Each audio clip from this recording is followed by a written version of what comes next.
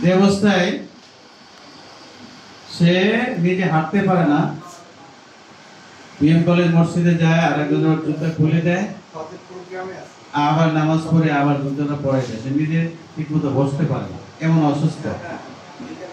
এবং 10,000 প্লেটিলেট নেমে আসছে, সবাই কান্নাকাটি যে আর তো বাঁচবে না, কারণ চিকিৎসা যাওয়ার হয়ে গেছে। আমরা তার বাসায় মনে হয় 10 থেকে 12 জন হাজি সাহেব ছিল।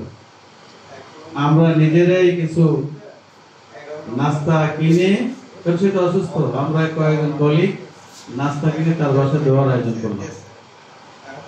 দোয়ায় মনে হয় যে কাঁদে নাই এমন কেউ ছিল না, যে চোখের পানি সকলে ধরছে।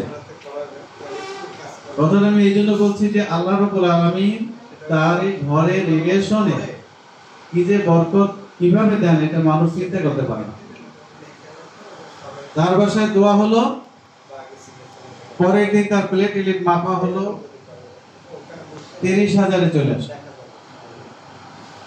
এবং দোয়ার পরে আমি তাকে বললাম, তুমি হজের নিয়ত করো। বলো আমি হাঁটতে পারি না, তুমি বলো হজে যাইতে, আমি হাঁটতেই তো পারি না, তারপর টাকা পয়সা কই পাবো?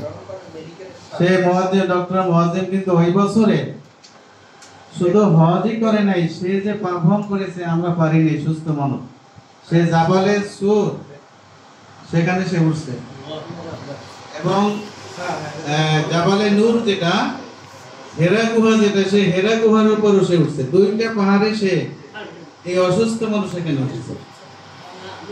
আমি এই কথাটাই বললাম এই জন্য যে আল্লাহ রাব্বুল আলামিনের কাছে যারা সাহায্য চায়, আল্লাহ তোমার ঘরে আমাকে মঞ্জুর করো, আল্লাহ যদি তাকে সাহায্য করেন আর কোনো কষ্ট হয়।